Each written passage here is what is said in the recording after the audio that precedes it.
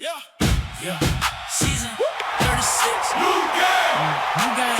Game day is back. New game. Hey, hey, hey, hey, hey, hey, hey, hey, hey, hey, hey. Game day is back. Hey, hey, hey, hey, yeah. Draft night settled. Now the talk means less. Everybody put the lane of the game's tested. Some moved up, some reset. Some got what they wanted, some got what they get. First Saturday hits different. Everybody feeling nice. To the first misread turns into advice. Game of the week on the screen. Tim, Pat, Penguin, J-Hub. Breaking down the matchups, calling out contenders from the pretenders. Who can handle the moment? Who just look good on paper? Season 36, NDL game day. Run it. Game day back. New teams, new schemes, new paint on the whole thing. Mic check, lights bright. Game day back. Roll the clips, call it games. Game day starts now.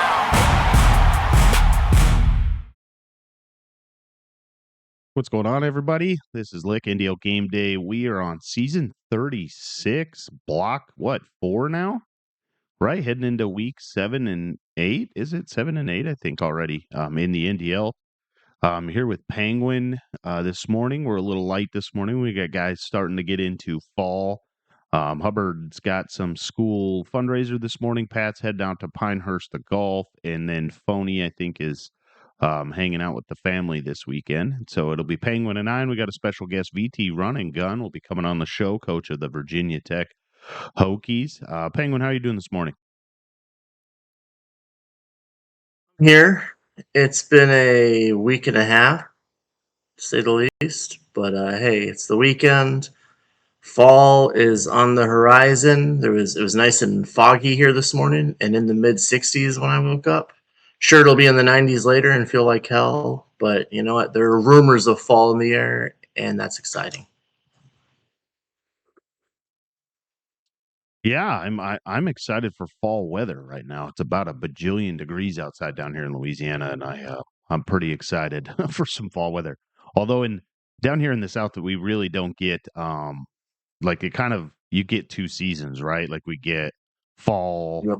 and then summer. There's really no winter and spring. It's just a bajillion degrees and then less than bajillion degrees. But the hardest part is when it's 105 all day. Obviously the humidity's crazy because it doesn't ever get cold at night. It'll be 80 degrees at night. It's Yep. like, and so I'm kind of excited for football and fall weather here. What this is, we got football next weekend, right? I mean, technically football started last night. I don't know if anybody watched the the HBCU Classic or whatever. It was Grambling State Jackson State played last night. They played in that Las Missed Vegas. that. Yeah, it was the Las Vegas opening or whatever. I don't know what they Dang. call it. Okay. Yeah, and it was last night. It was a really good game. Grambling hit like a 50-yard field goal with like 30 seconds to go, and they won.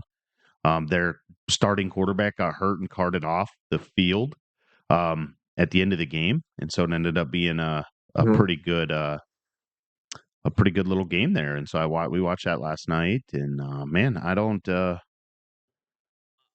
I'll take games like that, honestly, over most NFL games, honestly, just because, those kids out playing out there, you don't see dudes taking plays off. Those guys, almost every single one of them out there playing, are there because they love football, Yep. It's just maybe more mistakes, but it's just, I don't know, the effort comes through for me. I love watching that. Yeah, no, exciting. Yeah, and so we obviously have a special guest this morning on the show. First time on Game Day. We have VT Run and Gun joining us. Chase, how you doing this morning, man? Morning, guys. Good morning. Sorry, running a little late this morning, but hey, great to see your smiling faces. Yeah, man, exciting stuff. Obviously, longtime vet in the NDL, been around for quite a while, and so kind of tell us, I guess, kind of just tell the league like your journey, like what brought you into the NDL, when did you come in the NDL, and just kind of go from there. Man, that's many moons ago.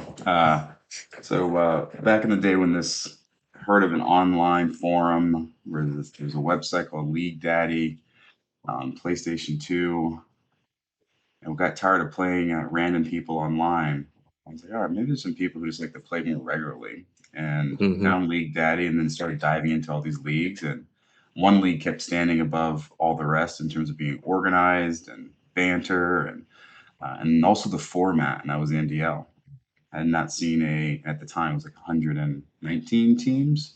Like going back, to age ourselves, Division One football. 119 teams at the time, all real people. I was like, I just want to be a part of it. And I ended up working my way through some farm system, through all the other leagues, and then when the next console shift happened, they needed new people. I was ready to go. So PlayStation 3 is when I got in. I was excited to join, haven't turned back. Yep. You've been user picking people over the middle since some of the guys winning championships now were in diapers. I mean, man, you may be the godfather of making someone want to break their controller in this league. There, I can think of many times where I'm like, oh, that dude's open. Like, oh, and then I remember, no, Chase says he's not open, and It's the ball funny, goes the other way. jumping in, and there's always been great players throughout like this league specifically. I think one of the first people that jumped to my radar was Big Mike back in the day. Mhm. I mean, Big Mike's still really good now, but I think back when we played earlier in like the PlayStation 3 versions, I was more inclined to play like with the safeties. And as you know, I prefer Virginia Tech above all. We had faster safeties then. Now, I've been more inclined to play other positions to have any type of speed to move around. But I would say one of my favorite journeys of being ball hawking was starting off at like actually boundary corner. I was really enjoying playing either boundary or the field corner, and that was something that I had really fun. I had a lot of fun with, but felt a little different than everybody else. I would literally Mhm. go sit on an island and hope that you would try to throw a ball my way, and sometimes it worked.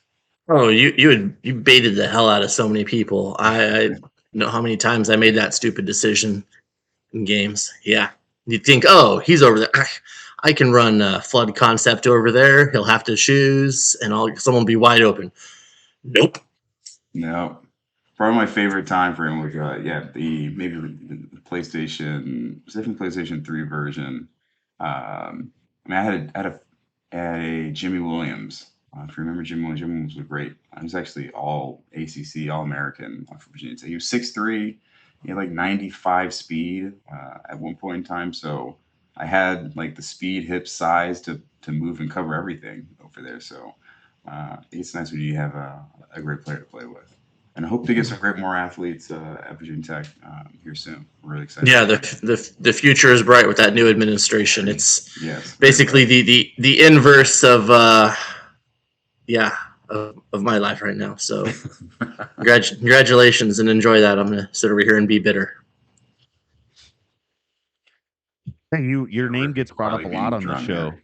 Yeah, your name gets brought up a lot on the show when we talk about user play and defense, and most of us we reminisce about exactly what you talked about. The kind of the difference in the game now. Most people user control linebackers. When the game first evolved, it was primarily safety, right? Safety and D line Mhm. were primarily, and I think part of that was probably just the speed, like you talked about, right? And and probably just the evolution of the game and the defense in itself, right? Some people are what are some of the things you missed most about the old video game as opposed to the new video game? And so most people don't know this. My interaction with you mostly was because I was so fascinated back in the day with you. You were an EA like campus. I don't know what you guys Wow. called, like a campus rep, right? Like you went out and promoted Yes. the EA Mhm. games, and so kind of talk about that. I thought that was the coolest thing ever when I was an 18-year-old college kid. I thought you're like a celebrity to us. Well, to be clear, it was the best college job ever, and also I would say I was doing a little NIL before NIL is what it is today. My currency was video games. So for those who don't know, my entry point went to Virginia Tech at the time. To do it myself, there was a college rep program, like an ambassador program, at like 25 strategic universities. Virginia Tech was one So we had campus reps where they would send us video games to host tournaments on campus. So I was one of those guys doing field marketing at school. And so as you can imagine, I got a lot of reps on all of these games, like every game in the EA portfolio. And that was like my main job through college. And by the end of college, I was pretty much all over campus in terms of running events. I was doing tailgates for NCAA football at the beginning of the day, doing rock band tournaments at bars. It was a lot of fun. It was a great time to be alive in college. This is a pre-social media Uber world, so that was it was a different time. All that said, the again like the journey of playing it went from being a job just being really just fun. Like I didn't lose sight of how much I enjoyed these games, and I go back to why Virginia Tech. It's like, well, that's what I know best. It's where I'm from, and so it's personal. I enjoy the program. Not as much in the last 15 plus years, but it was a great time to be there. So imagine having like the best job in college, like in a program that's doing really, really, really well, Mhm. and so it's just a perfect storm of memories that I'm very, very fond of. So to answer your question, things that I miss really from the old games. Well, I miss clearly the program being, at least in the mid 80s to upper 80s. I had to go back and look like, man, I mean, we were never like in Oklahoma or Florida or, USC. We're never at that level, but we're always like competitive. Like I miss being competitive. But something from the game features, which I think is starting to come back more, like the value of just stadium experiences. So Virginia Tech has always been very proud, and rightfully so, of just like the entry. And I'm seeing, the stadium entrance and the environment, and I'm just seeing so much of that pageantry everywhere else. So I'm really glad that so many other universities are leaning into the traditions of their school, and by proxy, like learning again, right? So this was a lot of ways. If I didn't get to go to a lot of away games while in college, right? But in some way, I get to kind of see what those traditions are like through our game. So Yeah. miss the old environments, like the bit more, but I'm really enjoying this new wave. Yeah, man, that's exciting. I And obviously I don't have Piggy, to worry about that in Pullman. The atmosphere of the video game is pretty normal in Pullman. But um, what are you going to say, Penguin? I was going to say, well, then jumping on what the game is today, what is something, what is something that you love that's in the game that didn't used to be there, and what is something that you are not a fan of today's game versus the way it used to be when you got into it? That's a great question. Something that I love. So as many of you guys know, if I don't have Virginia Tech, well, I'm just picking a team with the best jerseys. So I love jerseys, accessories. I'm at that age now where maybe I don't understand the complete style, why the double mouth guard. Maybe I don't get it, but it's there. So I Yeah. like, and that was something, if you guys remember too, like this was always a critique of EA back in the day, was they never did like lifestyle like games really well. That was a big reason why NBA 2K just crushed them when they had their basketball product. So it was like, yeah, I want my player to run into the coach on the sideline. Why? Because that would happen in a real game. Hmm. So I love those details and the drip, for lack of better words, the style of this kid. So I love to be like, I'll be a dad in the room, like, yeah, like the style's cool. I love just the colors and everything. So I think that's great. Stuff I don't love as much, which is and I'm thinking with this new version, part of where I am enjoying it as part is partly because I know the roster somewhat well, because it's pretty much the same from last season with inserted transplants that are very talented, but there's still players missing, and such. I think the game last version really tried to felt really imbalanced, just on defense, you couldn't do as much. And I think now it's trying to find its way, and almost went too far with Mm. so much customization, which again, I love being able to counter like moves and such, but there seems to be almost like a gameplay gap there in terms of, well, if you want to call an audible, and change your route, stem it, this, that, and the other. Yes, you can do it on defense, but it's not as simple. And I think the macros was like one of the features kind of coming into the game where, hey, you can just change everything at once. Well, it's not that simple. That kind of feels like the overcorrection. So Yeah. I feel like there is an opportunity to make being competitive on defense simpler. I don't think they've achieved it yet. And that's something I think as someone who likes to play defense, like someone who likes to move around, get picks still. There's not a lot of ways to disguising where you are. I think that's been probably the sticking point that hasn't been Okay. addressed at all. So, I won't bury the lead. Something I like to do is as I move around and toggle through guys is I'll just sit there. Like I won't move the cursor Yep. because as soon as you move the cursor, you tell people where you are. Yeah. Right? Like there's no other way of disguising that. So I enjoy my guy moving around, checking, doing things. The line like that might be me. It might not. It might be me, but Yep. it's me when I run up to the line. So that's something I wish they found a way to address. So defense, find some more ways to make the defense disguise who they are. That's something I wish. Yeah, they start the addressing. macro thing, we were talking about that the other day. It may have been last week on game day, or sometimes we talk before the show, but the theory behind the macros makes sense, right? So like Yes. for real life, because Yes. you guys know, obviously all week teams scheme on definitely on the defensive side of the ball, they try to take away what you want to do offensively, right? Even in the college and the NFL, Mhm. teams have identities.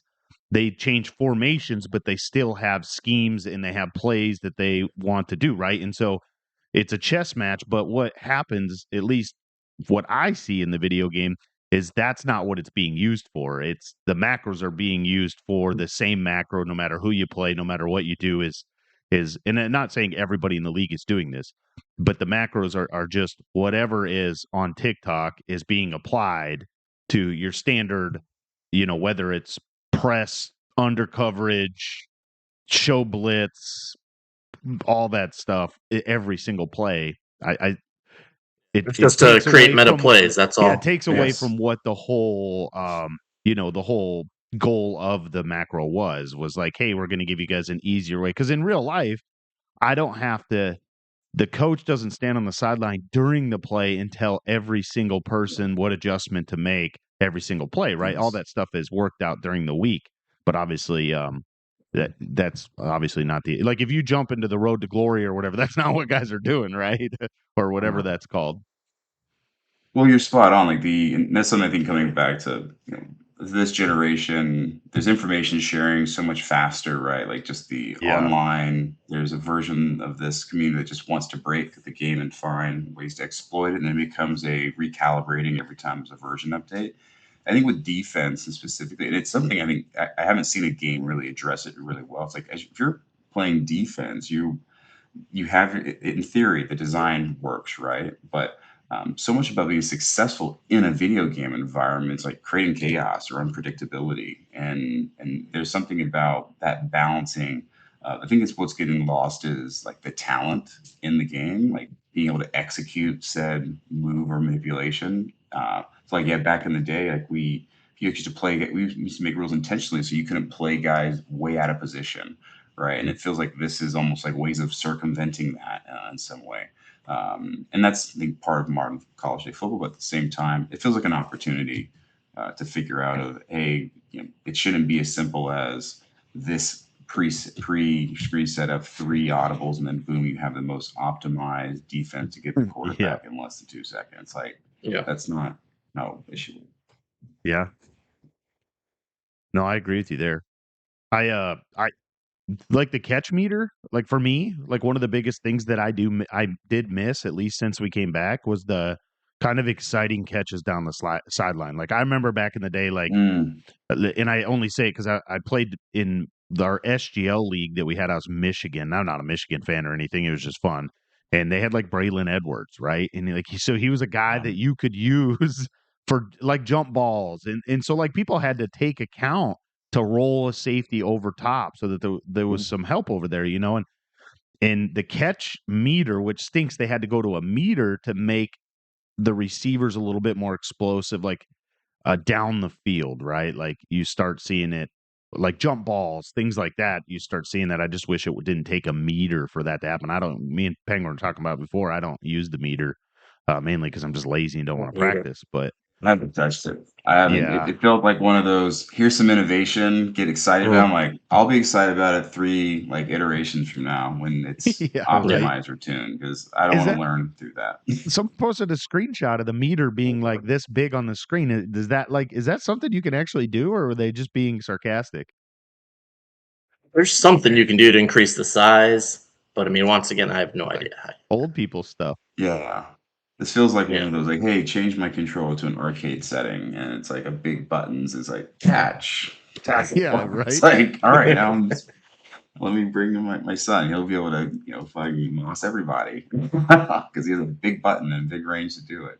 Not to say it's that simple, but I know there's skill involved. Just yeah, it felt like Yep. that's one bit of innovation we're gonna touch yet. Yeah, I'm with you there. Yeah, so I guess we'll kind of talk about your season this year in the NDL. I guess it wouldn't be game day if we didn't bring up last week, right? So we obviously had Cal and Virginia Tech was a game of the week. All of us on the show picked you to go out there and take care of business against Cal. Obviously the voting came in. We haven't even talked about polls yet. The voting came in, and you were in the rankings, but you guys played last night, correct? You guys played your Yes, we game last did. night. So tell us a little bit about that game. I know MGR's out in the crowd right now listening. And so tell us about that game. It was exciting. I caught the fourth quarter. So Yeah, this felt like one of those. I feel like every game I've been playing this season feels the same in that they're like these ESPN classic games. Of where's all the offense? There seems to be defense and turnovers and key plays and that reminder that oh yeah, these are college kids. They make mistakes. There was a play in particular I'm thinking of where it was a key play, second down, open field, and Jira's guys like literally his wide receivers ran into each other and like just missed the play. So if you get a chance, both streams are up. Still, it was a close battle. Both users streamed? Sorry. Imagine that. So if you want to see an old classic game of very little offense, defensive plays, turnovers, the drama, we had a lot of that. I've always had really just close games in the past, and more recently, he's definitely had my number where games have come down to a play or two. And maybe in my mind, I'm thinking of that was a key turning point in the game, but I think both teams came out, and I go back to the environments. Cal brought out the drone show, night game, really nice here. Looked really, really cool. Maybe my guys a little too distracted. We started off really slow, couldn't move the ball at all on the ground. I was like, wow, this feels like watching. I feel like I've seen this movie, unfortunately, a lot the last 10 years. And then, in the second half, let me just try passing the ball because I just don't have, I didn't really have like the passing attack that I've had in past. So it ended up turning out to be a game that came down to the last minute of the game. I got what I thought was the game winning turnover. Maybe took the lead late. Cal ended up winning the game on a bomb. Where we go back to user controls, and it's funny, and I've replayed this play in my mind a bit of just how did that happen? It's like 30 seconds left. I forced him out of the pocket, and I thought I had pretty good coverage, and then realized that he has like a 6'3" receiver, big guy, streaking downfield. My DB's right with him, but my DB's like 5'10", 5'11", but he's one of my best DBs, and it just became a catch ball, and it was like, how of all the plays, it comes down to this one-on-one catch down the field, and sure enough, he caught it, and then broke the tackle and got in. So felt like one of those Disney movie moments of like the ball was in the air forever, and MGR pulled out the win. So good luck to him the rest of the season. But it's something that those kind of games. I guess they're very rare these days, right? I guess everyone's putting up 400 plus yards. I don't know what that looks like. We don't really sniff that over here in Blacksburg. We're just excited to maybe have a positive turnover margin and run the ball as much as possible. Yeah, and I mean it's not like your schedule gets light. We've obviously been pretty harsh on the ACC kind of because it's been up and down. Like your top teams, at least the coaches have kind of keep changing, right? And so then there's always like the who's going to be the second and third team fighting for basically kind of Clemson, Miami, right? Usually those top Yep. teams in the ACC. And obviously, you got a big showdown coming up against Clemson this week, right? And so, does the letdown against Cal, right? The offensive struggles against Cal. I think you were like one at last night when I was watching your game. The stat came up that like you were like 1 of 7 on third down, and then I went and looked at the stats just now, and you were 1 of 10 on third down. So obviously, Yeah. is there things that you're looking to do differently on the offense? Obviously, score points against Clemson, who's probably talent wise, team wise, better than the Cal roster. Cal's offense is great in the game, right? It's like an 85 overall, which is really high. So, Well, but their quarterback, I mean, he had an off day. He threw a few errant picks, and some of them were just just a little bit overthrows. But that guy is going to be he'll be in some light Heisman conversations at the beginning of the season because he's legit. So expect him to get some bump early in these early weeks because he's just good.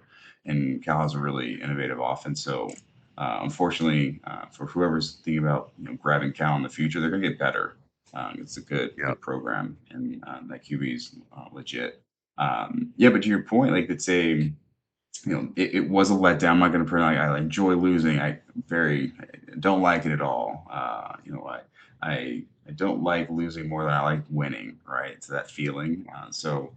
There was that bit of letdown. Like, man, I got a late turnover. Thought I was like, oh, this game might be wrapped up, and I don't think I deserve this win. But hey, we'll take it. And we ended up not taking it.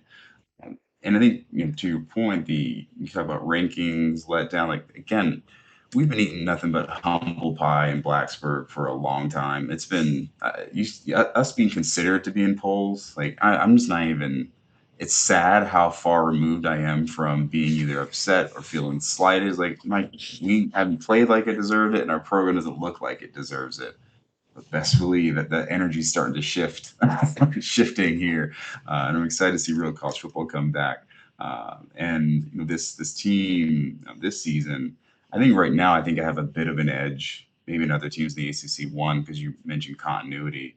As I mentioned, Virginia Tech actually returns the most starters in the ACC. I think we have like 14 in real life. So that's something from a continuity standpoint. I just know the guys where to put them. There's some strategic positional subs. I'm able to get me a little bit of edge, but I'm constantly trying to cover that talent gap. So teams like Clemson remind me that we're a few years recruiting wise away from being truly competitive. So my expectations are again low. In terms of even though the NDL sharp has been really favorable against on my end. If you want, I put the money on Clemson, but best believe I'm going in there to beat everybody. Right? I'm going there to be competitive. So this is just my humble way of saying, hey, continue starting the party, but I believe my expectations for this program is going to get back to what they used to be. That we should be at the top of the ACC. We should be winning the ACC. And I would hope that we start attracting more coaches that want to stick around to have these kind of friendly rivalries. So in the meantime, I'm just going to pick on UVA and the other rivals on my list and make those the step kids on our schedule. But with Clemson, expectations low. I'm hoping I cover the spread and enjoy the show, I guess. I haven't played Pirate Flag, so that's someone else. I don't have experience, but I'm playing against him. I've watched some of his tape at ECU. I love the story of playing there. I get why he was there. Clemson feels like the glow up of like, hey, come play for the bigger program. I like playing guys who think this is a stepping stone to something else. So I hope he overlooks me a bit. yeah, we talk about rankings, and I noticed that. So obviously, the new rankings came out this morning, and I'm looking right now at the rankings, and it looks like you, for whatever reason, the ranking on the thing is showing like um. So I see you at 25 this week. Oh, okay. Yeah, 4-2 at 25, and then and it's funny because people probably voted before you guys played, right? And then I think Cal. Yeah, I was 3-1. Yeah, coming Yep. in, that makes sense. Yep, and then Cal I think was 3-2. Now they're sitting at 4-2, and I think Cal was like 29 or 30 or something like that. So obviously that'll change a little bit. Maybe not, right? Maybe you play some of your games and maybe you move up. Who else do you have this block? You play Clemson, and who's your other game? Let's see. It's Clemson, and I want to say I don't know if I played Georgia Tech this early.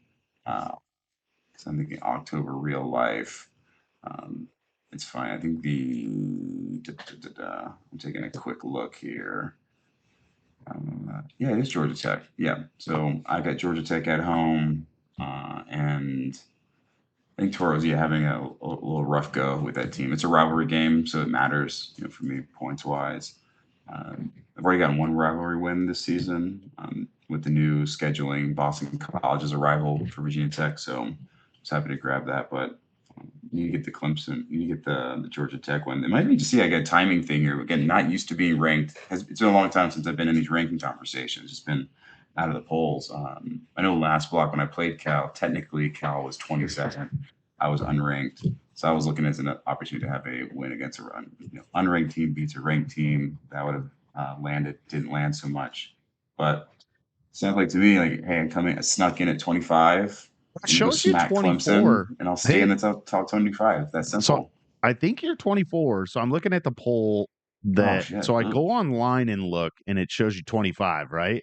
I see 24. I see 24. But yeah, when I actually pull the data, it shows you at 24, 356 points. You're up 8 spots, sitting at 3-1, right? Because it's going to actually show what you were when that was. Yeah, and so yeah, because I was worried our graphic on screen was wrong because it showed you at 24, not 25, as the website shows. But that might have to do something with Homie not clicking a button to show the new week. Yeah. So. Yeah, I'm seeing 25 on the coaches poll, but then 18 on the media poll. But then my team is showing 24. Yep. Again, it's been a while since I've had numbers next to my school, so I'm happy. So you'll take it, right? Take any of them. Yeah. But yeah. Man, so speaking of the polls. Yeah, go ahead. Yeah. It's mostly sane this week, I would say. You've got a lot of unbeaten teams at the top there. You can make a lot of case over where it should be at. It's insane to have Ohio State over Texas, I think. But, some people vote the way they want to vote. Georgia right up there has a case to be right in that top 3 at least. Then, you can still mix and match Oregon, Notre Dame, Texas Tech, Clemson, Indiana. And I talked with some others about Penn State. Some saying they're a little high, but you know what? They're 6-0, and even though they haven't beaten a murderer's row, still, till they lose, they deserve to be on the fringe of that conversation as well. Maybe they've got some. Do they play Ohio State later in the season? I should probably look that up. No, first. Penn State doesn't. Penn State avoids them. They don't even play them. No. Oh well, then hey. Then if they are that blessed by the scheduling gods, because looking at this, if they show up 12-0, 12-0 is 12-0, and I don't know, will the playoff committee punish them too much? I don't know. Yeah. So here's the thing to think about, Penguin. Ohio State and Oregon play each other this season during the regular season, right? Penn State doesn't play any of them. So what if Penn State makes the conference championship game against either one of those two teams, loses the conference championship game? Do you leave Penn State out to put in a one-loss Oregon or Ohio State team that didn't make the conference champion, right? Because Penn State has the easiest route. And so I think, wasn't it Tutty at Northwestern a couple seasons, was it like 4 seasons ago or whatever, dealt with the same thing, right? He went 11-1 with Northwestern, a really weak schedule. And there was a small group that were like, oh, how do you not put in an 11-1 power team? But then when you look at that schedule, it's like a mid-major schedule, right? With a when you take the ratings into context and stuff, and they avoid all the good teams.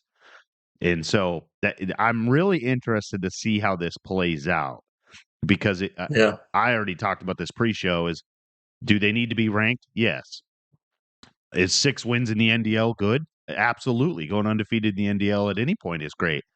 But I do believe there's teams below them that have a way better resume already. Alabama has a better resume than them, right? Their only loss is to Georgia. Um, and then you have Missouri, right? And I don't know if anybody was able to watch Drewski play this week. Like he's got that team moving right now with Missouri. I think it fits his play style really well, likes running the ball. And so what are your guys' thoughts on that, right? Like playing a week schedule, do you think that should matter? My thoughts. It's funny. It feels like this is the conversation every 10-3, SEC team, wants to argue. It's like, man, we wish we had that, 2 teams off our schedule. We could have been an 11-1, right? Like it's, taking a brief look, seeing Oregon. Oregon has they only have one ranked team left on their schedule, and that's Ohio State. That's to your point. I get that's the only L they take. It comes back to like the timing of the L, the quality of the loss. I think matters. But from an Ohio State perspective, I think it creates this. I think Ohio State has a target on their back, big, large, depending on which direction you're coming from, and rightfully so. So it'll be one of those games we will be debating into the final weeks period. I do think there are some teams that maybe just could sneak up on them, and it might become one of those. Hey, you played some really, really close games, maybe got out of a game you didn't expect to win. One I like to highlight, a friend, Kane at Nebraska. He's shown to be just kind of a thorn in people's sides at the right time. So maybe he pulls off, beating off one of these teams at a really tactical time. So it's the schedule and the blue bloods of the SEC feel like they want the Big Ten schedules. Unfortunately, and they're not going to get that reality. And you might have the case where you have very, very qualified teams with less than 2 losses, all deserving, right? Because from a program standpoint, the way they're going to be playing, and I don't discount, usually this time of the year we get real football, right? That's going to be played by then, so it'll be really interesting to see. You start out the gates with these kind of set rosters. Whenever that first player update, hits, some of these teams might shift or pull apart, and that's what happened with Ohio State. I think last year was like they were okay and then became really good. So it became just hard to compete. So I think if anything, that Big 12, Big 10, Big 12, get them mixed up. Big 10, that gap might get larger, and it may be just a myriad of things there. But going to be good cinema. Yeah, it's hard to fathom a 12-0, power conference team, dropping that single game and being left out of, a playoff of this size. But I can't really refute anything you guys have said. If Penn State's sitting there at 12-1 and they get rolled in the conference championship game, and you've got a handful of 2-loss teams, and those teams you've got like Indiana, Oregon, a couple from the SEC, a couple from the ACC, who all have a ranked win or two and have lost a close game to another team that's going to the playoffs. It's weird to be talking about a 6-0 team saying, I don't know if they can make the playoffs, but hey, it definitely speaks to that if there's merit to giving yourself a good schedule if you can, to scheduling some of those tough teams to come against these arguments if making the playoffs is your goal, So just then again, I think Andy knew what he had with this roster. He knows it's not world beaters, so he's probably sitting back there saying, "Hey, if y'all want to let me in, great. If not, I'm just gonna enjoy the ride and hope my team gets a boost." Well, your closest comp right now is that USC game. The USC has played Penn State and also played Oregon, and they were named the same game. Yep. So I watched that Penn State USC game. Penn State was losing most of the game. They pulled ahead late because of some turnovers by USC. And just to put it in perspective, Andy in the chat stated I think last week that he had the worst strength of schedule in the league. I went and I'm looking right now. His strength of schedule, Massey, is 135 for a Power 4 conference. That from me being on the media, I haven't seen it yet in the NDL. A team, that is undefeated and has that bad of a strength of schedule that isn't a G6 school, right? The Matrix, the MTX, I like, so I don't know all these. The comp is 126, Matrix 108. He only has one quad 1 game all year, and that's Washington. He has one quad 2 game, Rutgers, and then he has 3 quad 3, and the rest are all quad 4. And so I can't imagine that he's not thinking exactly what you are, Penguin, is like, my way to the CFP is to get into the conference championship game and make that game look close. Yeah, or win it. Obviously, win it's got to be the first goal, but behind the scenes, you're like, keep the game close so that the voters see that, because, I mean, at the end of the day, his resume is going to be what it is, right? He's still got a lot of football left. And like you said, there's some sneaky good coaches in that league where their record doesn't necessarily reflect the type of coach and stuff they are. And so I'm kind of excited that how it's going to play out. We finally get the Oregon versus Ohio State regular season matchup, right?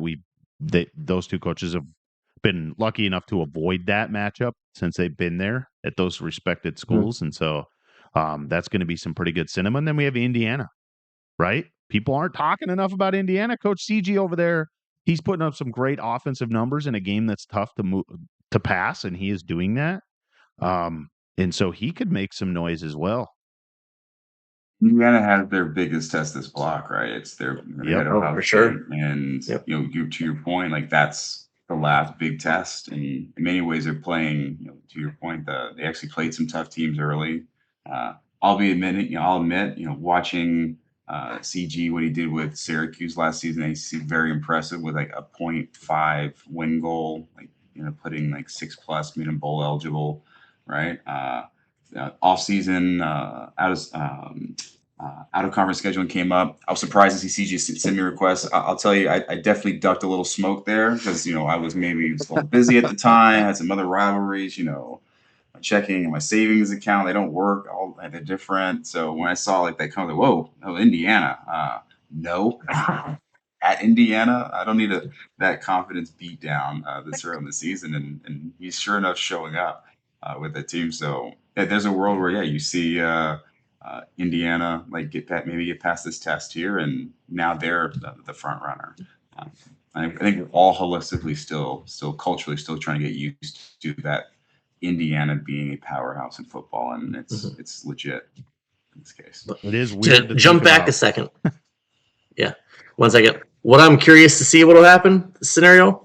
What if we have, last I'll say about Penn State sitting at 12-1, and the decision is down for the committee between them and a group of 5 teams.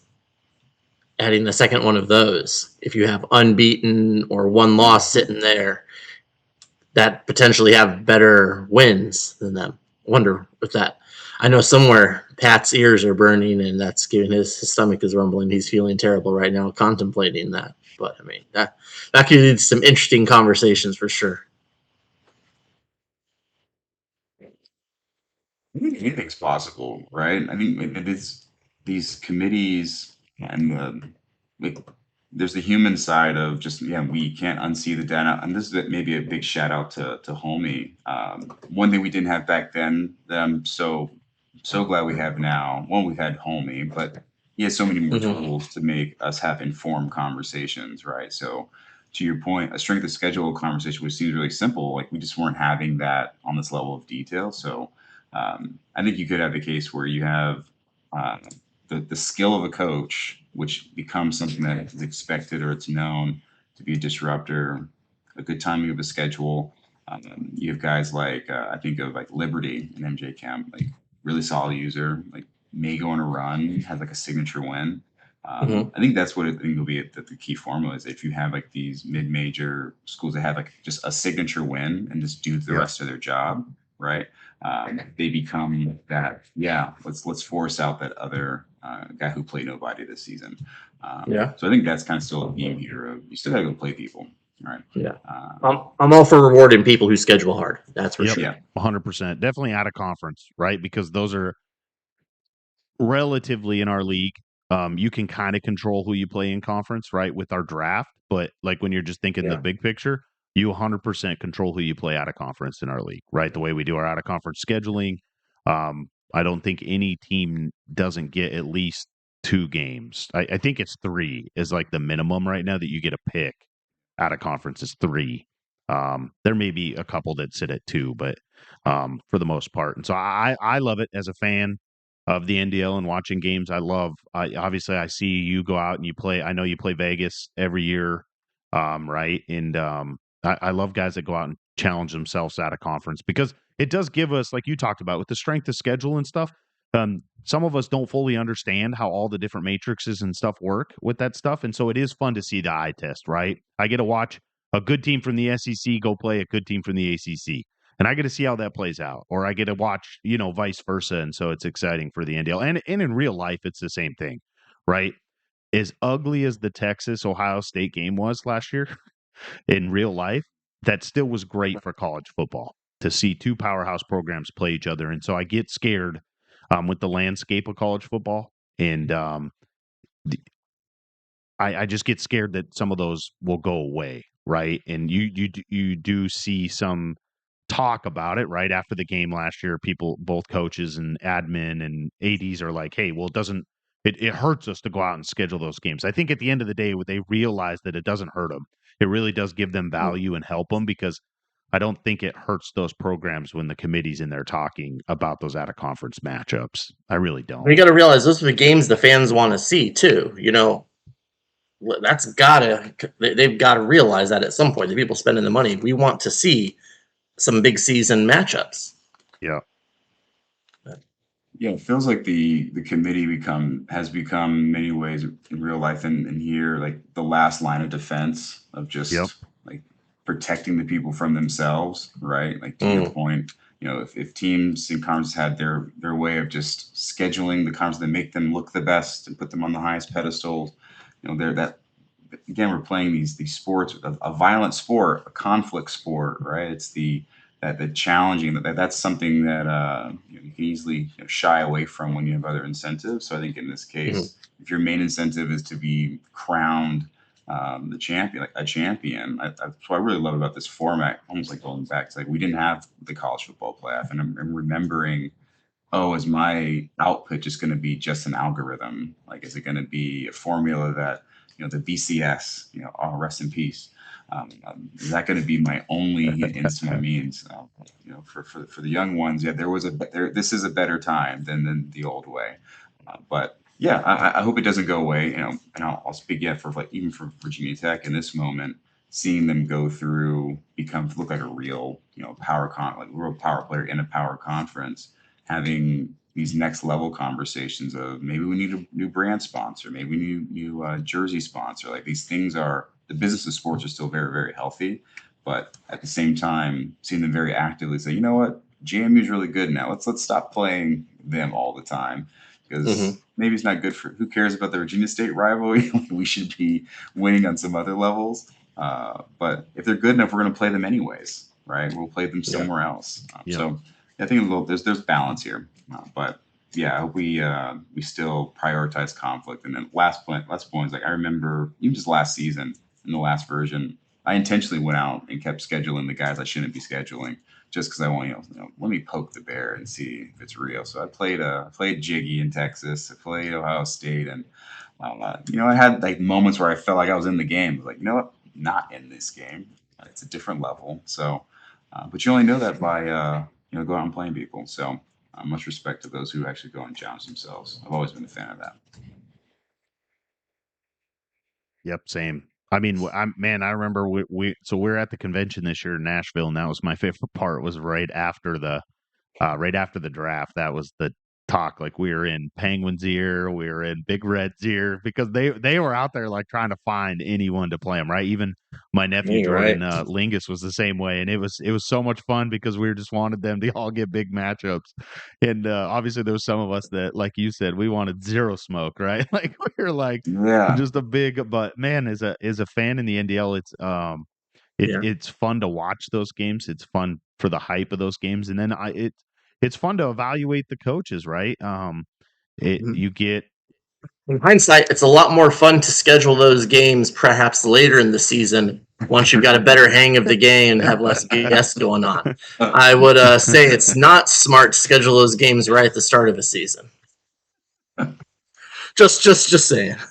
Yeah, Uh, it is crazy to think about how the scheduling mindset works, right? Like, so a large portion of real and our video game league is that all the conference games are at the end of the year, right? And that's like in every football sport, right? And then the beginning of the year, you're out of conference.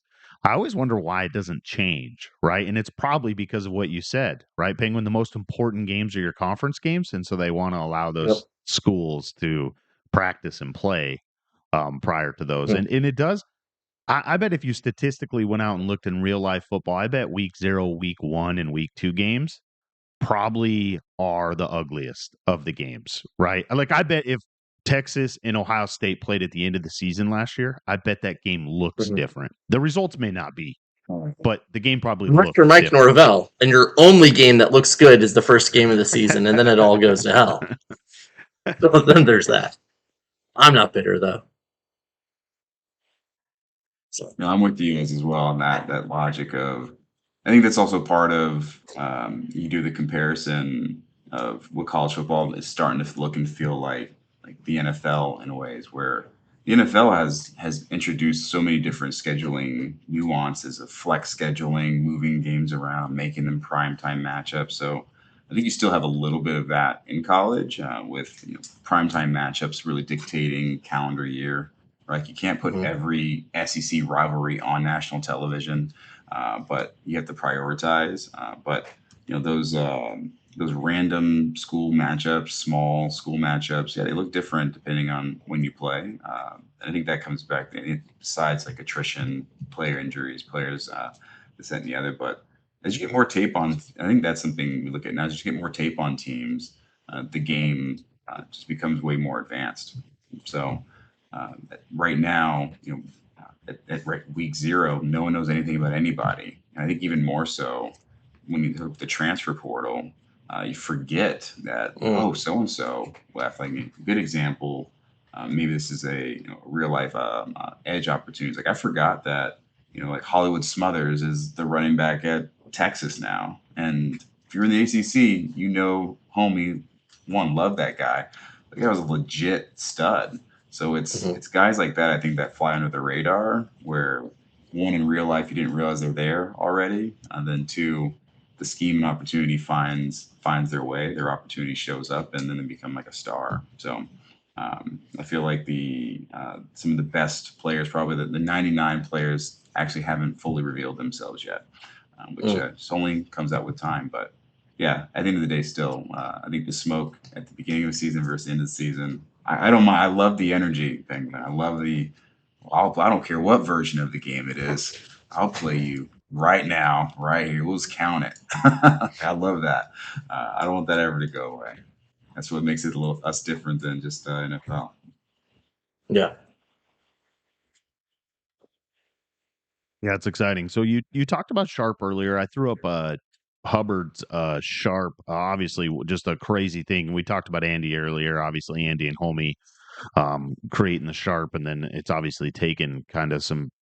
It's obviously way different than it was last year, and it's just an amazing feature added to our league. For anybody that may be listening that doesn't know, our NDL Sharp is basically our own like betting site, right? It's fake money, but we all started with It's fake. 10,000. Yeah, it's just from the rumor is that at the end of the season, Homie's going to cash everybody out, buck for buck, My right, dollar teeth for are dollar. not connecting. Yeah, right, dollar for dollar. And so, but man, the Sharp website's up. Obviously, have you Chase? Have you been betting on it much? What's your play on the Sharp? Yeah. So it's funny. One, I think the Sharp's really good, right? So also professionally, if anyone knows, I've been working in this space, in the real space, fantasy sports betting for a good part of my career, and trading, like that's the business. Like if you can get moving markets, fair pricing, like it's hard. So one, we give a lot of credit to like what we have on our site. Yes, it all feels fictional. It's fun. Still pretty close. Like you're not seeing these wide, crazy margins, crazy swings. So I enjoy seeing people's action when they see it. I also love the energy of that. We are the product, right? So seeing that folks when the action's put against them, that becomes their new rivalry. Like that's how where rivalries are born. It's like, oh, you said you loved me over here, but here you are betting against me. So I love that's becoming part of this culture because that's also just what's part of, I think, sports culture now is that there's almost an expectation. This is become more mainstream. So I don't know if so I look forward to the opportunity where someone like puts their whole bankroll on the team and says they're rolling with them and like that's just a very kind of unique moment. So it's a great addition to the league. I think it's been very net positive. Love seeing the money Well, it's- lines and the spreads Mhm. and the over unders and like you talked about, right? 15 years ago, none of that information is available to us. 10 years ago, none of that information is available to us. And what's crazy is like betting on sports isn't something that just started 5 years ago, right? That was being done when we were in college, right? I mean, I remember in college we had real life bookies doing illegal stuff, and I was on a small campus, right? But they're taking bets and they're doing all kinds of stuff, and I never remember a conversation ever where it's like, man, that'd be really cool if we could do that in the NDL. Like it just never was thought of, right? And then obviously things have evolved and now you pretty much can bet on anything. We know that, right? But it's just crazy how it's kind of like taken off, and it's pretty amazing the amount of talk and like you said, right? There's been some chatter that people like literally are like, "Man, you hate me if you bet against me." Like you hate Yeah. me if you bet against me. And I'm like, "Hey, Well, man, there's two things. go ahead." You highlight it almost like speaks to how long we've been playing. It's like two cultural things I can't unsee now is how comfortable or used we are to just celebrating in the end zone. Like that used to be like a thing back in the days. Like you scored and there weren't so many celebrations. Now there's so many variations and it's almost like expected that you're celebrating. That's part of just college sports now. But there was a point in time where like that was like extra, right? And the betting piece. I don't know if we have like a Bobby Bone breaker like somewhere in the NDL. Like we get to that point of like a loan shark or a debt collector, but maybe that character I know a guy. stays. And, a guy. Maybe I know a that guy. I becomes know a guy. he visits at the NDL convention and collects. I don't know, but that there's something about that world. Again, I think we've kind of entered it in a very elegant way of, hey, wouldn't it be fun if? And then it's again, I'm very impressed by just the integration level of there's lines for everything, the player props too. Like that's like deep level integration, which I love, and I can't recall. It almost feels now without it that we'd be missing a piece, right? In a way. So I think adoption is probably gonna take time, but it's funny. I think people are gonna bet on things they want to bet. No, it's for fun, but I will say it's good practice. Good practice for the real world. If you decide, hey, I think the house has an edge here. What the market's moved. What should I do? It's good reps. Good reps. You get your reps in somewhere. And if I'm you're I'm pissing people off along the way, and it's just price of doing business.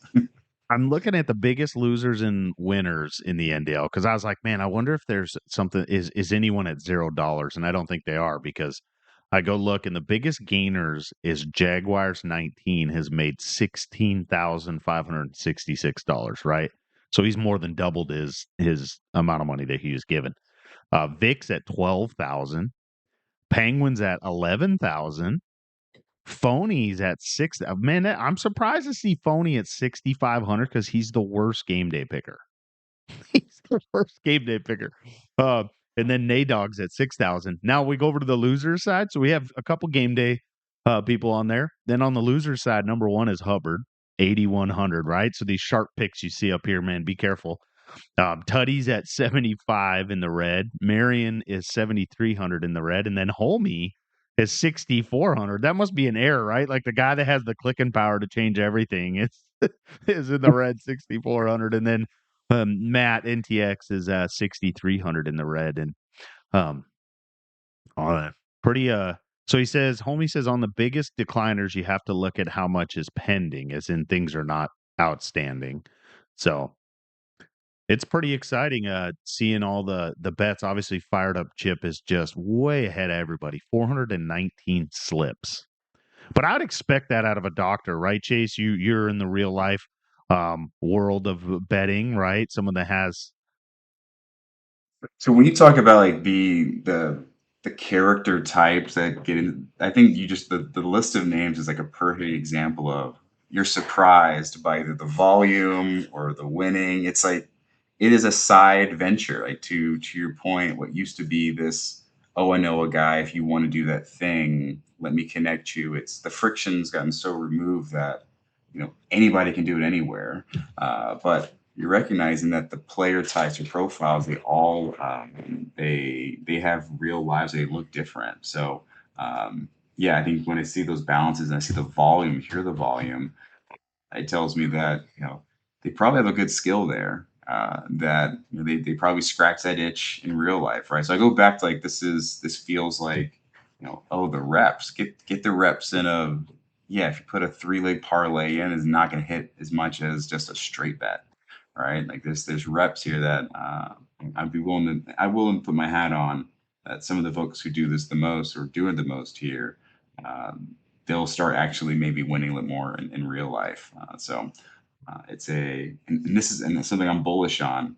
I think all of us, because and this is something I said for years, actually helped me a lot in my career, was playing this game actually made me a really good scout for just players, right? Like this is prospecting before you get to the next level for the NFL, right? So we're not surprised when we see like a guy like Stribling making waves in San Francisco. We're not surprised when we see Zachariah Branch like making highlights. Like that guy is legit. Like he was legit 2 teams ago, right? So I think we're gonna have enough highlights, enough tape. We're creating the tape now. We're getting enough scouting reports now. Like, oh, that guy's gonna be a star. And I think the markets don't realize how good this guy is. Like that might be our edge. Like maybe this becomes the NDL Sharp becomes its own little bankroll fund where we go after real life action. We could be our own syndicate. We go that level, we're going to have to become like a faceless organization and stuff. So maybe forget about that. Maybe forget about that idea. Giving homie But ideas. yeah, homie, yeah, there's a version of this where yeah, the NDL, maybe put the letters in reverse or something. I don't know. I'm waiting for someone to make the Sharp app, right? Like an app on your phone. So you could, instead of going through the I mean, website, you just click NDL Sharp as an app and you'd be able to go and make your bets and stuff live, and then the game scores and stuff would all be on there. It sounds like something for one of those like Lingus or Kemp or one of those kids in college, right? That could be their little business project on the side. So Sounds like a summer intern project. So we yeah, should stand that up with AI and real quick. yeah. So I'm going to throw up here. This is Wilds. Coach Wilds has been working on some swag. We've been talking about it for a long time. I know back, probably 12 years ago, 13 years ago, there were some T-shirts and some different types of clothing and stuff that were made in the NDL. But obviously now with just the accessibility and stuff, these are some of the different prices. Some of this stuff is pending. So Coach Wilds is the one you're going to want to reach out to. I know the hats are kind of set right now. At least the logo's set, right? That was, I think, Coach Razorback is the one that kind of came up with the logo. We wanted a pretty generic type logo. When I say generic, I don't mean that in a bad way. We just didn't want gamer controllers. There was lots of talk about stuff like that. I think it looks really good. It looks clean. The different hoodies and stuff, the price is still a little pending. That's why he did different. But this is shipped. These are going to be shipped. You would pay Wilds, and Wilds and his wife have taken on with being able to collect all the merchandise and then ship it out when it's purchased. And so those are the different style hats, and then there are different style hoodies and stuff. I'm excited. Obviously, I'm a big hat guy. I wear hats all the time. And so I'll definitely be rocking an NDL hat. And then, hopefully at some point we get some T-shirts down here in Louisiana. I don't wear much hoodies, but definitely a giant hat guy. So, yeah, Wilds is in the chat right now. Says Razorback's been extremely helpful with all the design work. And so, Penguin and Chase, what are you guys going to take out of this? I'm sure you guys are going to collect something out of this. I'm all about a flat bill hat or otherwise that they have there. I have a little bit of a collection of hats, so I will be enthusiastic to add an NDL or two to the collection. Hell, if you, I guess I misunderstood. Are the hoodies a thing, or hoodies might be a thing? I think he says he's Miss. doing it. I think he says he's doing the Okay. hoodies. Yep. I may have to consider that as well. I do love a good hoodie, also, and that is one of the few things. I mean, I don't hate Tennessee, but one of the few things that I like about here is that we actually do kind of have 4 seasons living here versus living in Florida and Georgia in past years, where just like you in Louisiana, those are 2 season states for the most. My daughter picked the white hat. She heard us talking about apparel, and she's like, "I've got to come in and make a choice." So she's picked white. So Fantastic. Get for one of those. Yeah, those for sure. Hoodie second. Exciting. Yeah, we have too much to brag. We have 300 plus days sunshine over here. Sun. Our summers are really really warm, so the hoodie is got to be very specific for it to be worn more than 2 weeks of the year. Yeah, Chase, most people probably think you live on the East Coast, and in fact, you are not. You woke up nice and early this morning to join us on game day. You're a Pacific Coast guy, correct? Correct. So, I'm from East Coast originally. Background military brat. My dad was Air Force. So I moved around a ton as a kid. But I say I'm from Virginia because it's just easier. But I lived everywhere as a kid. As I mentioned earlier, I went to Virginia Tech, so Blacksburg, Southwest Virginia. But after school, I relocated to the West Coast. So I've been in California most of my professional career, and I'm in LA these days. And so for any future scheduling, anyone's scheduling, usually this is the time of day when I can get a game in. The middle of the day is really kind of a wash. So when we say mornings, or we mean early over here, and late, unfortunately, is really really late for most of the East Coasters. So. I don't think we have a ton of Pacific Coasters, Pacific Standard guys in this league. It'd be nice if they were all in one conference, but we make do. So that's just the reality that most of us are East Coast and other places. But yeah.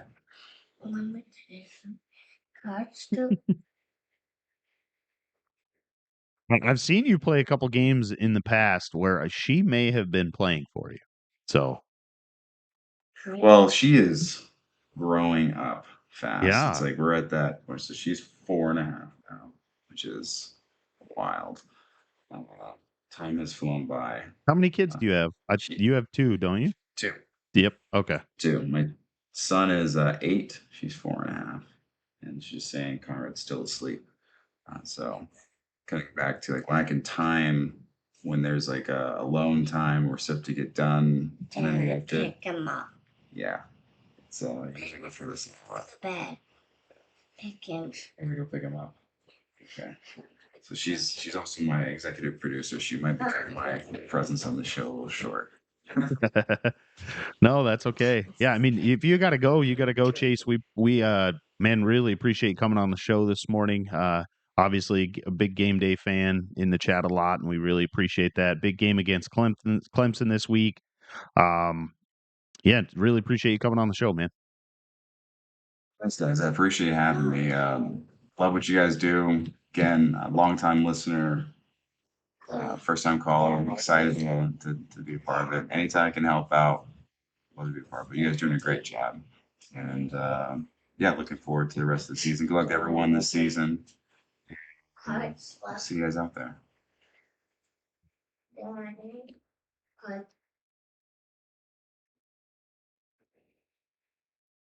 Man, wonderful ambassador of the NDL League, and just how you represent yourself and how you speak to people and how you play the game, right? Really exciting there. Yeah, so if you didn't see the NDL swag there, Coach Wilds is the one you want to reach out to. He'll collect the money, and then that stuff will be shipped directly to you. If you didn't see, there's 3 different styles of hats and a couple different styles of hoodies. And then I'm sure we'll get some T-shirts here at some point.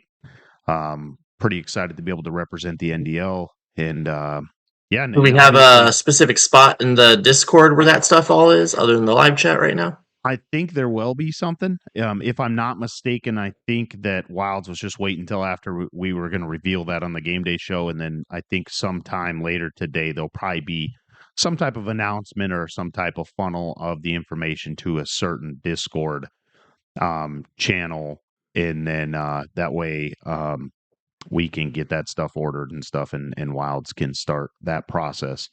And so there will be something at some point here on the Discord where we'll be able to kind of funnel that information and that stuff. And so that's pretty exciting. And then also, it was brought up in the chat about the convention, the NDL convention. I actually did have some people message me this week separately, completely, and maybe they were talking about it, but they asked me if we're still planning on doing an NDL convention this year, and that is the plan. Next year, it'll be next year, next fall. That is the plan right now. I think tentatively we're planning on going to Las Vegas for the opening weekend of college football. It's the college football kickoff classic or whatever they call it. It is in Las Vegas. Friday night's game is Montana State against North Dakota State. A little mix of FCS and new blood in the NCAA. And then I think Saturday night, I think we were planning on going to that game, not the Saturday night game, but obviously if you guys want to go, I think Miami plays Utah or something like that on Saturday night in Las Vegas. And so, yeah, that's the plan, though, is like a Friday or Thursday through Monday type thing or something. But we still tentatively up in the air. It'll depend on how many people we get. If we get an Airbnb and then or get like a suite somewhere where we can kind of be able to meet up. And there's been talk about some people bringing their spouses and girlfriends, things like that. I would probably bring mine just because she would enjoy meeting some of the other wives, and we don't get out much, and so it'll be fun. And so that's exciting. There is a place on the Discord channel for that, the NDL convention. If you join it, then you'll get tagged and stuff when we do things in there, and it's a lot of fun. It definitely makes the league. Really is. It kind of shows what the whole league is about if you when you go to those things, right? Like, I mean, man, that Nashville one was a blast. Obviously, it was heightened by the draft. And that place was just a riot on Friday night when we did that live draft. It was a lot of fun. We got to watch Lingus make playbooks. It was incredible. Yeah. There was way more college football on the video game system in this last convention than there was when we were in Dallas. Now in Dallas, we obviously had a lot more going on in the house, right? Like we had a pool and there was pool table and stuff like that. Watching the NFL draft. Yeah, it was in the spring, right? And so the game had been out for a long time. The game had just launched when we went to Nashville. So I get that part. So no, super exciting. Man, great to have Chase on the show. Longtime vet, VT run and gun for anybody that is just tuning in. We got Pat back in the audience right now. Pat's on his way to go golf. Pretty exciting there. And it looks like Pat has joined the chat here. What's going on, Pat? Pat's on mute. What's up, Pat? Can't hear you. You guys hear me? Oh, now we can. Now we can. Now we can. Do I sound okay? Yeah. What's going on, man? I'm driving. Well, where are you driving to? I'm driving to Pinehurst. I'm playing Pinehurst number 13, I think. Something like that. 14. Yeah. So anyway, good morning. Yeah, I didn't know this would work. I didn't think my, Twitch without Wi-Fi usually doesn't work, but this seems to be working. Yeah. Yeah. Okay. This is like one of those. Crash your party. Yeah, no, it's perfect timing, man. We're just getting ready to get into our pick'em picks. Okay. Good morning. Yeah, good morning to you too. We talked you missed a good show. We had VT running gun on the show. We talked about the polls, the video game in itself. We talked about Penn State's schedule this season. Okay. And really quick, we'll get your take on it. Penn State goes 12-1. Do you put them in the CFP? Yeah. What did Penguins say? I say it depends what else happens around it. It seems crazy to think that they could miss out, but I mean, if think about it, Pat, if you're talking Penn State at 12-1 with no wins of consequence stacked up compared against a bunch of 1 and 2 loss teams with multiple ranked wins, it becomes very complicated. Yeah, but the reason I think they get in even at 12-1, and I'm assuming that 12-1, that one is the loss in the conference championship Yep. game, correct? Yep. Yeah. See that you know how I feel about that. I don't really want to punish a team for losing that. I think they would get like the 10 or 11 seed. Mhm. Plus, you guys have obviously been doing your voting like everybody else, and when you vote right now, there's really only like, to me, there's only like 5 or 6 like locks, and so I don't think there's going to be a 2-loss team that's going to have some way better resume than one loss and stay with a loss in the conference championship game. That's just my opinion on it. I mean, obviously, right now, I would say no, but that's just speculating on the rest of the field. Like Penguin talked about, I would put in 2 and 3 loss SEC teams over a 1 loss. And I'm thinking that Oregon or Ohio State win the championship and their only other loss is going to be to Oregon or Ohio State. I would put in those 2 teams over Penn State, and I'm not sure that conference will get 3 teams. So that's my theory behind it all, right? And then obviously Penn State boasts the 3rd worst strength of schedule in the entire league, which is mind blowing for a Power 4 conference team. Yeah, they're preaching that. I was watching Joel Klatt's like he was previewing the Big Ten like a month ago, and when he brought up Penn State's in conference schedule, I was like, gee whiz, dude, they don't play anybody. Nope, they They play skip Michigan, everybody. Yep. but Michigan is struggling in our league, so that's and I believe it's at Michigan. Yep. But other than that, oh, and then they host USC obviously, but they already played as we saw, and that was the close game. So yeah, really, I don't know. Losing in that conference championship game with an undefeated season and getting held out seems pretty criminal, but that's just me. Yeah, and part of that though, so even if we took the conference championship game completely out of it, and you had a 12-0 Penn State team who didn't play Indiana, Ohio State, Oregon, right, the top 3 teams, and then you take a 11-1 Oregon team, a 12-0 Ohio State team, and maybe an 11-1 Indiana, or even a 10-2 Indiana that had to play the 2 toughest teams in the conference. I'd be really hard pressed to put in that undefeated Penn State team who avoided all of them, right? And didn't challenge themselves out of conference, right? Clearly, that's why strength of schedule is so bad, though, because it wouldn't be that bad if it was just conference games. It's bad because of his out of conference schedule. And like you said, the USC game, you go and compare that with what I think Oregon and Ohio State played them USC already, and it was like a 35-point game, both games, right? And Penn State almost lost that game. They were down the whole game until the end. So. Yeah, CG says he only plays Ohio State, so CG could be sitting with 1 loss too. So, hey, but I shouldn't say this. It wouldn't matter, but you mentioned Indiana. Penn State played Indiana in an NDL Cup game and absolutely throttled them. So I mean, I don't know. I'm a human. I saw the game, whether we use it or not, but no. yeah, obviously there's lots of football left, right?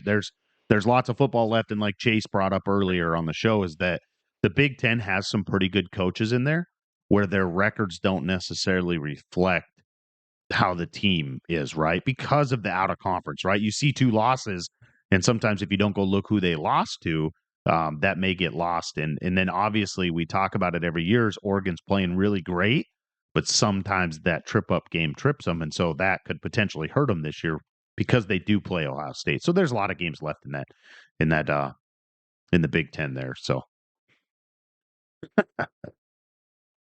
Yeah, so I guess we'll just get into the games of the week here, huh? We got some obviously getting in the midseason here. We're starting, things are kind of shaping up, and then we get these big conference matchups that are starting to come out right now. Definitely in the mid majors, we're starting to see some big games that could have some pretty big college football playoff implications here And so let's jump into these games of the week. Yes, we Yeah, do. Oh, go ahead. Sorry. What you got, Pat? What are you gonna say? I was just gonna say because I can't type to you guys in our chat. Don't have me introduce it. I can't see obviously Yep. like my pick. So if Yeah, I pull the rug out on any of them, my bad. Penguin will go. Penguin will go for. Oh, he'll just introduce the games, and then you can pick, and then I'll pick. Yeah. Sorry. Go ahead. All right. Well, leading off, we've got a Big Ten matchup of a couple teams not quite. Not it doesn't seem likely to play in the conference championship game, though. Who knows what could happen still at this point in the season? They both only got one conference loss, but UCLA playing against Wisconsin. A couple of very involved league members and Vic, and then of course one of our fearless leaders, JD. And you know what? This is a game of a couple of teams, frankly, fighting for bowl eligibility at the end of the day. And I think UCLA's just got a little bit more going on. They may only be one game better in the schedule, but I also notice they have their offense has been a lot better than the Badgers' offense this year. So give me Vic and the Bruins by 10 points.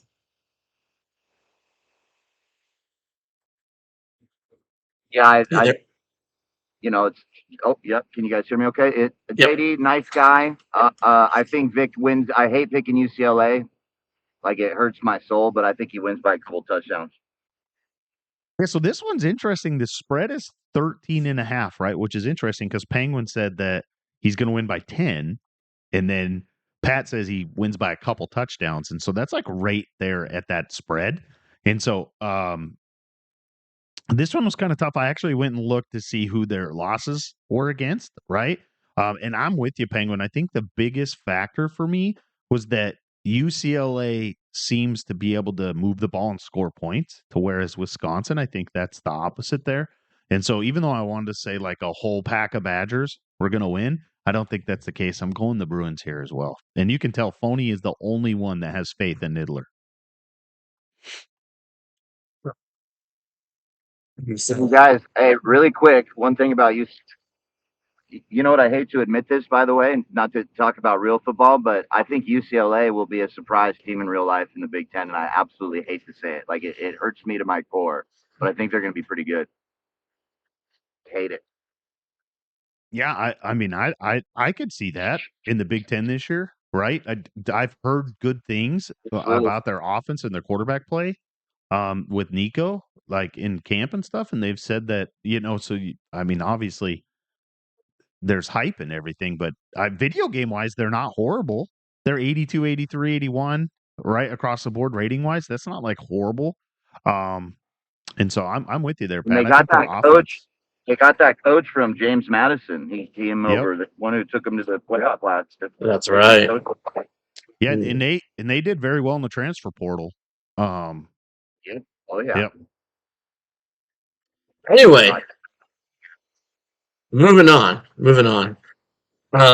We've got a matchup of a couple of mid-majors with, who knows, maybe playoff aspirations. Both of these teams sitting unbeaten so far in the season. Florida International with Coach David Hit Bombs, who's had a couple impressive wins over established coaches and taking out Bowling Green. And a game against Rain in Florida Atlantic that was not as close as the final score even indicated. So even at 2-0, he's made a statement on the season. But at Middle Tennessee State, we got Coach Steven, who, as any of us know, is an actual coach in real life too, and applies it pretty well on the football field. And in their 4 wins, every single one of them has been by, I want to say, at least 3 scores. So they have just been demolishing people. Granted, Massachusetts, Buffalo, Akron, and Jacksonville State isn't a murderer's row. Well, Middle Tennessee State isn't exactly a juggernaut as well. But they have an uncommon amount of speed for a smaller school. And given that, you got to give credit to FIU. I think they're going to be a team that probably wins 10 games this year. But I think Devon and Middle Tennessee State is a true pain in the ass for any G5 team to try to take on. So give me Middle Tennessee State by a couple scores. Yeah, so I got a chance to watch the FIU FAU game, and it was pretty eye opening. I feel like FIU is going to take this one home. The reason being is how well he controls the offense. He does a check with me almost every play at the line of scrimmage, which is new age football, right? You get up to the line, you call play. You don't like it, you check with me, or it's a fake check with me, and he still calls his play. He called a masterful game on offense against Rain. I think if he plays like that, he beats Devin by 6. Give me the Panthers. Right. So I think Florida International played Troy last night, and I don't see the score in there, and so I don't know what happened. I don't know how the game went, but it was a pretty big game just because Troy's had a pretty good season. And so I don't know how the results of that game went. I don't know if they finished. I have no idea. And so I didn't. Man, I'm with you, Pat. Though, is that I did watch Rain's game, and Duvid was able to just to move the ball. He was able to minimize any mistakes in that game and stuff. But man, it's hard to unsee what Devin's done. Right? I mean, he hasn't had a competitive game yet this season, and it's not to take away from anything. He's played some pretty good coaches, mid-major wise, coming off 2 bye weeks. Man, I thought this was going to be. I mentioned before the season, Devin's a football coach. I thought maybe this would be like he's going to take Middle Tennessee just to kind of ride out the season, right? We see that with coaches, real life coaches, is that they get pretty busy in the season and stuff. But man, he's put together a good season right now. He snuck into the rankings this week, number 25, and so I think he's riding the momentum, and I think he's going to beat Duvid, who would be probably ranked higher. I think Duvid would be ranked higher if he had more games played. Yeah, that's a fair point. He's definitely got a chance to. I mean, this would be a significant statement here, and you couldn't ignore him if he's able to pull this one out. But still, Middle Tennessee State's going to get it done. Jumping on to our next game there, we've got the Clemson Tigers taking on the Virginia Tech Hokies. Coach Chase is licking his wounds after dropping a tough game last night versus Cal, as we talked about earlier. And Clemson, Pirate, coming off a game where they were smacking the Hurricanes and then survived a game that got close late and had a kind of a strange end there with a disconnect and restart. So this may not be the Clemson of old, and we know Virginia Tech's on the up and coming at this point. But you know what? I think Pirate and Clemson is the team to beat in the ACC right now at this point. With Miami not being quite who we thought they might be, it's the Tigers' conference to lose, and I think this will be a competitive game. But given that Clemson knows that their bread is buttered by running the ball, that is going to help minimize Chase's opportunities to make user picks. So give me the Tigers pulling out a game where basically you got to score 25 points wins this game. Yeah, by the way, I was out last night, so I didn't catch that. Cal beat Virginia Tech, huh? What was the score? I'm a terrible media member. I didn't see it. 24-20, I believe. Okay, my guy MGR is doing work. He was in my top 25 again. So I just think Clemson, as much as everyone talks about the quarterback play and it not being good, the defense is really good, and the receiving core is absolutely elite. I think Pirates got something going on this year. I think he's sneaky good, just finding ways to win games, and I think he takes this one home by 10. Give me the Tigers. Yeah, obviously he's getting the ball to Chris Johnson Jr. I'm sure most of you know his dad. Obviously, was a great athlete. I think his mom was too, but he's really been able to get the ball to him, biggest playmaker on the offensive side of the ball. But what I'm most impressed with Clemson is the way he's been able to move the ball through the air. Right, he has over 1,100 yards passing already. This is going to be an interesting style of like a clash of style of plays, right? BT, you saw with the Cal game, he was actually able to hold. He talked about it on the show, Cal's quarterback, kind of in check. And so I think this is going to be a game that's going to be won on the ground. I think this game will be closer than many think. I think it'll be like a fourth quarter type pull away type game, to where I'd almost be willing to bet on the spread here, Virginia Tech covering 10. I think Clemson wins though the game. Oh yeah, definitely. It'll be a close game, no doubt. Well, moving right along, we have a matchup of a couple of traditional powers of Notre Dame and BYU, who, like in the mid to late 80s, you might see were both sitting there undefeated in the middle of the season. Not something we'd be able to say about these schools till recently again, but both right now are definitely big players in the playoff race right now. Notre Dame, no surprise there. Godlike secondary. They've run the ball well. Haven't played a close game yet this season. And on the flip side, BYU has won a couple nail biters against lesserly talented teams, but then also been dominant a few times out. While the records and body of work look similar, I don't think the level of talent is really that close, though, here, unfortunately. And I think the Irish secondary, the line of scrimmage, their ability to just hit you with one running back after another. I think BYU keeps it close for the half, but I think Notre Dame puts them away in the third quarter and wins this one comfortably.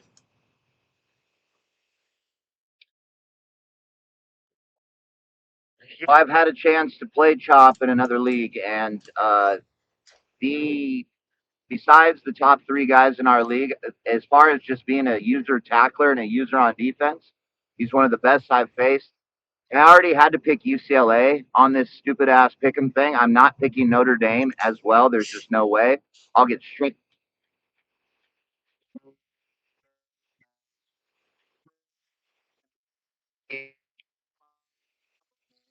Pat's on the road right now. We're losing him a little bit. I seriously be if I pick. I'm sorry. But you guys heard it. RB made an entrance into the chat at the perfect time. Pat picks BYU. So now Pat is on RB's hate list for the week. And now Penguin's off it, I think, right? Penguin picked Notre Dame. Pat picked BYU. I'm going to pick Notre Dame here. I think the game's going to be close. I think the biggest difference is going to be the running game for the Fighting Irish. I think the game will be close in the first half, probably because of just I think the game's it's in BYU, right? Penguin? But that's part of the point there about Notre Dame with their quarterback, the road, wherever. It's literally like it doesn't matter. They just look up like, oh, is touchdown Jesus there or not? They'll be completely unfazed. And with the change to the running game, I had some debate over this. Who's it going to hurt? Who's it going to help? While I think it will slow down how Notre Dame plays, definitely with no speed boosting. Now to try to run the ball versus Notre Dame, and the fact that they have two demons at linebacker, and you have to be slower through the holes to try to run inside or get to the perimeter at all. How are you going to do that? You're just running the ball versus Notre Dame is going to be really hard. So that means you got to throw, and their secondary is wild. They're a very tough team to beat right now. Yeah, I think it'll be a close game. It's going to come down to some turnovers. I think that's what's going to happen in the fourth. Obviously, Notre Dame's defense has been stellar this season, and I don't think that's going to let up at all this game. And so I have Notre Dame win. Yeah, definitely. Yeah, this will be a big statement win for Notre Dame on the schedule right now, right? Two undefeated teams clashing off right now. What a matchup. Yeah, it's gonna be. It should be a fun chess match to watch. Chop has a chance, and no doubt he'll be motivated, even without the things that we've said. But our next matchup, we got a couple of teams who've also done some good stuff this season in Colorado State and San Diego State. A couple of beautiful campuses out there. And Colorado State had a big win at Oklahoma earlier this season. Sure, it's been a down season for the Sooners. But regardless of a down season or not, that is a massive win for the Rams. They overall are sitting at 3-1 and are poised to make some more noise this season. But San Diego State, they've had the look of a mid-major making the playoffs, but they're not technically a mid-major anymore, I guess, are they? With the Pac-12, does that count as a power conference? I don't know. No, it's still a mid-major. Yeah, they're still a G. It's still a mid-major? Okay, yeah, all right. Yep. So they can pretend they're not. But still, they smacked Duke early in the season and have handled the rest of their opponents. Won a shootout versus Oregon State recently, who coincidentally is a common opponent between these two teams. And while they both won, Colorado State won by several touchdowns, and the Aztecs only won by 6. Does that mean something? Maybe, but I'm going with San Diego State. I think they're a little bit better. I think they're hungry. I think they have their eyes set on potentially being a team to grab that mid-major playoff spot. And so give me the Aztecs by a score.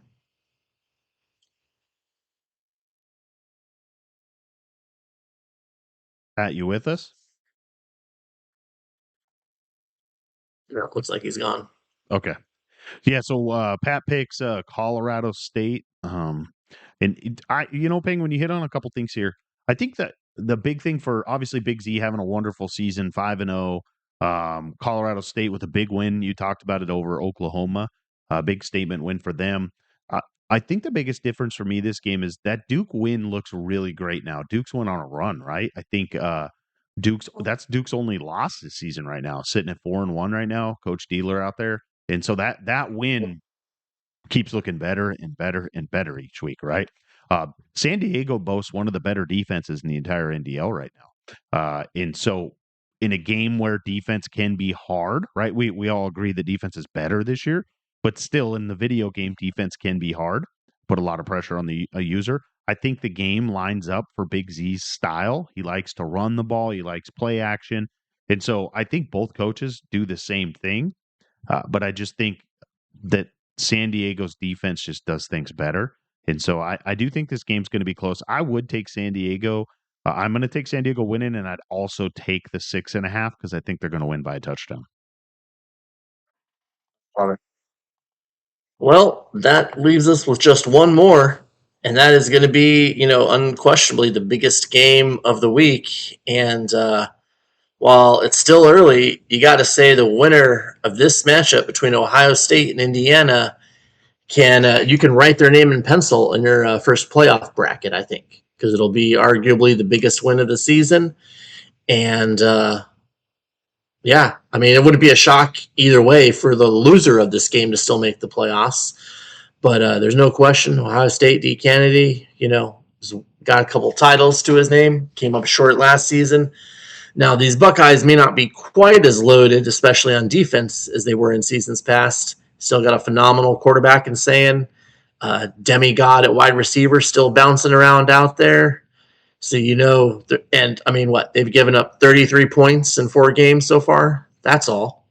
And the flip side, Indiana got some respect and love from EA after winning the title. And CG is, after showing what he could do with Cuse, is taking a Hoosiers team that's got a lot of power on the line, good running back, good receivers, solid quarterback play. I mean, there really isn't a hole on this roster to exploit.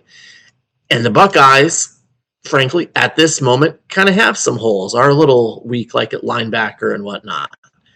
And you know what? Given the way I think both teams are playing great defense, and I think because of that, it's going to come down to some part of these teams is going to break down. And I think it's going to be somewhere on the Buckeyes is going to break first.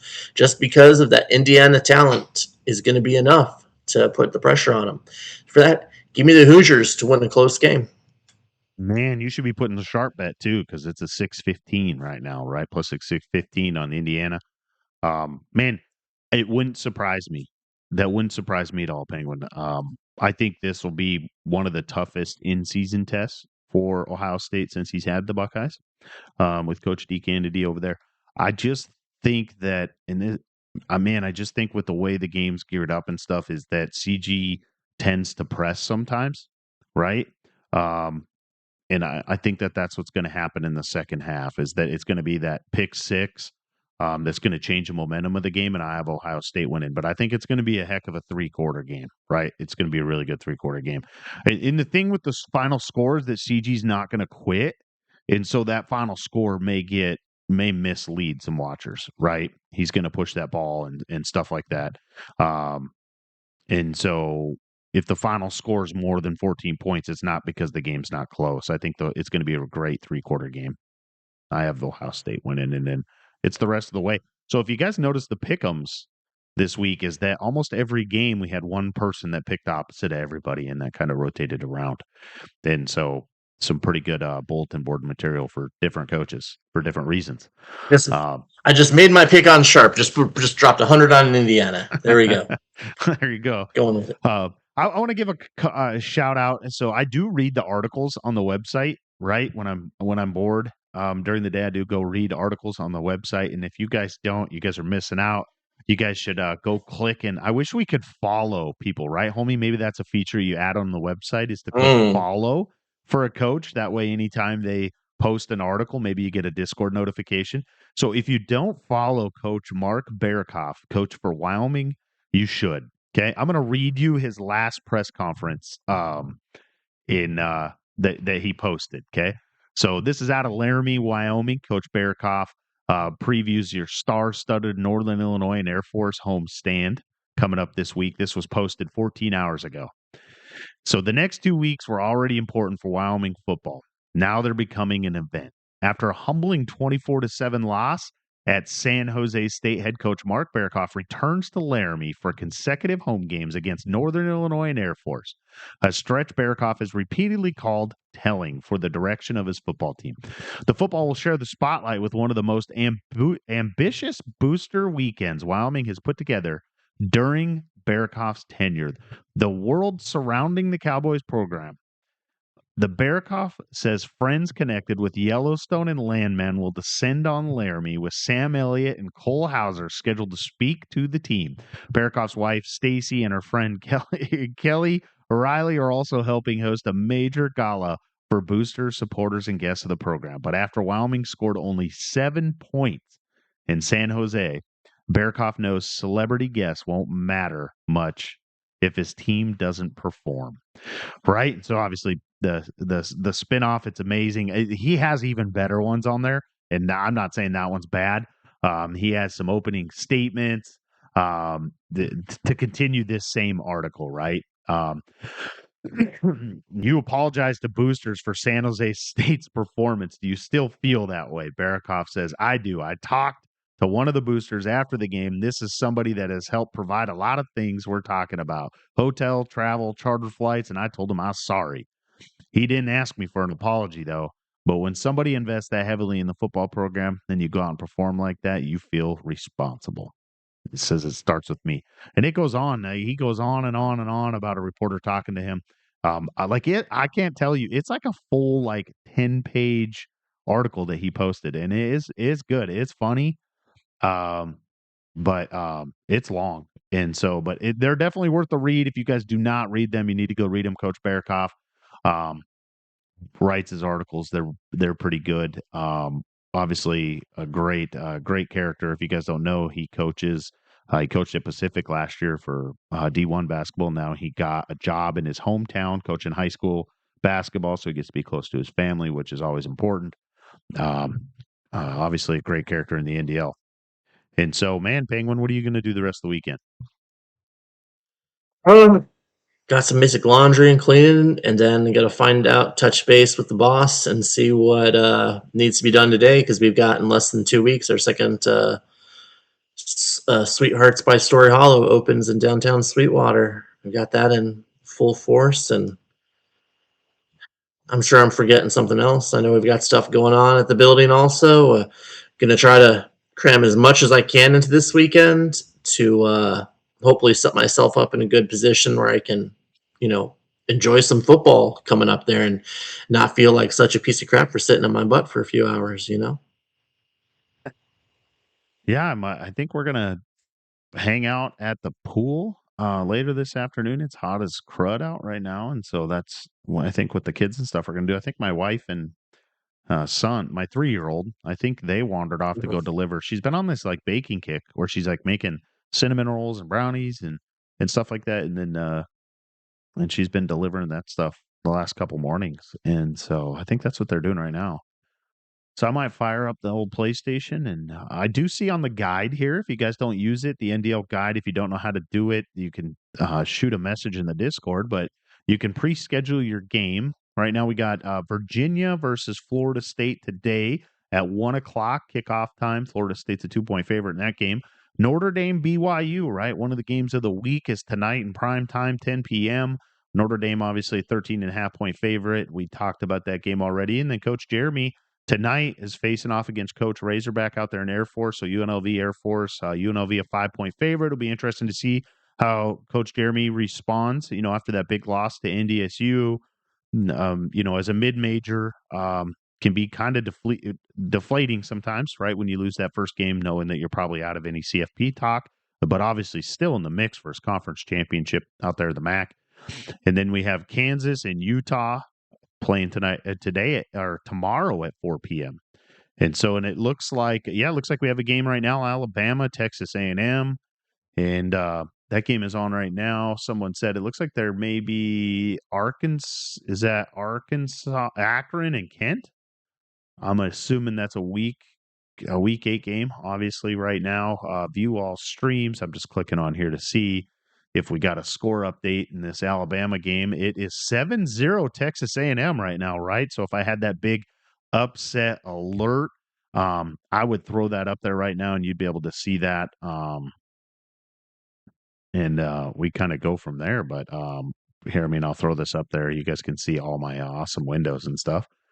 And so this is all that finesse is. Man, he's had kind of a down season, huh? Penguin, you just played him though. How'd that go? You lost, didn't you? There's not a lot I can say that'll be positive about how that went there, but yeah, that's a little bit on me, a little bit not, but it is what it is. Such is life for the season. He's a solid player, and I think part of what you've seen from him is having to adjust to a different type of team. And because, like his game versus Missouri, for example, he just really couldn't get stuff going. But then you've seen, in the second half versus me, he got a little bit of rhythm. Still, his offense is having a rough time, and I got to think that's a rough quarterback to use there and read. His arm is like a limp noodle. But the defense, especially that secondary, is pretty fantastic. So I think it's a case of for a lot of us who've had a tough start of the season, you've got to learn how to use your team. Even if you've had the team before, it's a whole new game there, and if you're behind the curve on that, it puts you in a tough spot. Yeah, that was a quick score.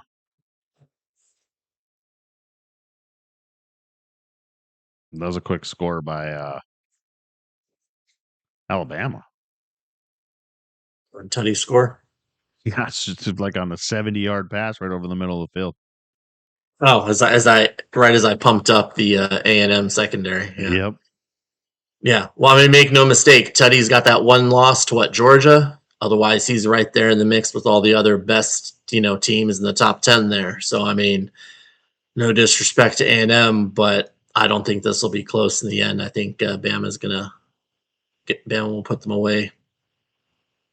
Yeah, I like chaos. And so it'll be interesting to see what would happen if Texas A&M was to win just with Alabama. Obviously, I think that immediately drops Bama into spoiler role because sure, they're not out of it, but just with the losses A&M's had so far, that is not a good mark on their record. So Alabama sitting there with 2 losses is going to be definitely have a mark against them. Yeah, exciting stuff. Well, Penguin, I appreciate you coming on the show this morning. Man, have a good weekend. Everyone that's tuned in this morning, I really appreciate it. Again, shout out to our special guest, VT Running Gun, who was on the show earlier. I'll get this show uploaded to our YouTube and also our